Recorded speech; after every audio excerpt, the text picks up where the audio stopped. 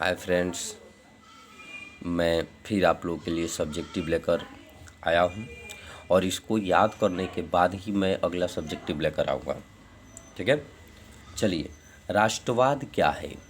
पहला क्वेश्चन है, राष्ट्रवाद क्या है? ये सब 2 अंक में पूछेगा, ये सब 2 अंक के लिए भी है। राष्ट्रवाद क्या है? ठीक है, तो यहाँ पे लिखा गया किसी एक समुदाय द्वारा अन्य समुदायों के संदर्भ में अपनी अपनी एकता, पृथकता अथवा स्वतंत्रता पर बल देना राष्ट्रवाद कहलाता है। ठीक है, चलिए नेक्स्ट हम देखते हैं। मेजनी, मेजनी कौन था? ठीक है, मेजनी कौन था जानेंगे। मेजनी को इटली के एकीकरण का पैगंबर कहा जाता है, क्या कि उसी ने एकीकरण करवाया था और उसी ने एकीकरण का सपना भी देखा था और उस सपना को पूरा भी किया। देखिए, वह दार्शनिक, लेखक, राजनेता, गणतंत्र का समर्थक और कर्मठ कार्यकर्ता था। वह कार्बोनारी का सदस्य भी था। ठीक है, इसे आप लोग लिख लेंगे। ठीक है,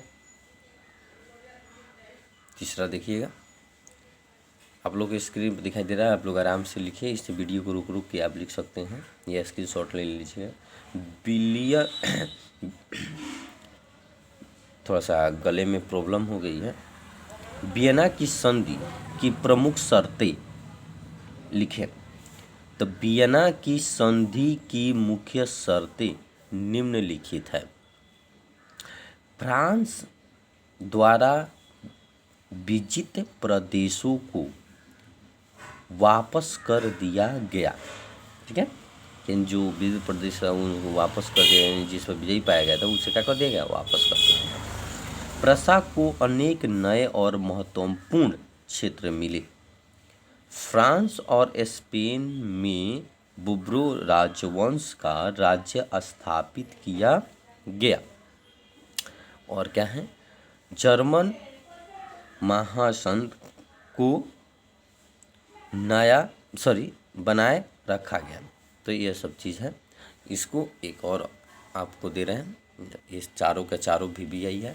आप लोग निश्चित रूप से, मैं उम्मीद करता हूँ कि इसे याद कर लीजिएगा। उसके बाद ये नेक्स्ट करके आप लोगों को आएगा एक वीडियो और। इटली के एकीकरण में मेजनी का क्या योगदान था? तो याद रखिएगा, यह क्वेश्चन 2 नंबर के लिए पीबीआई का होल स्क्वायर निश्चित रूप से आना ही आना है। आप लोग को स्क्रीन पर दिखाई दे रहा होगा, आप लोग इसे लिख सकते हैं। देखिएगा, मेजनी एक उदारवादी राष्ट्रवादी क्रांतिकारी था। वह इटली को निरंकुश शासकों से मुक्त कराना चाहता था और वह एक एकीकृत गणतंत्र के रूप में देखना चाहता था। अभी इसके पहले ही इसकी चर्चा किए थे। वह योग्य सेनापति के साथ साथ गणतांत्रिक विचारों का समर्थन भी करता था। अपने उद्देश्य की पूर्ति के लिए उसने यंग इटली नामक संस्था की स्थापना की।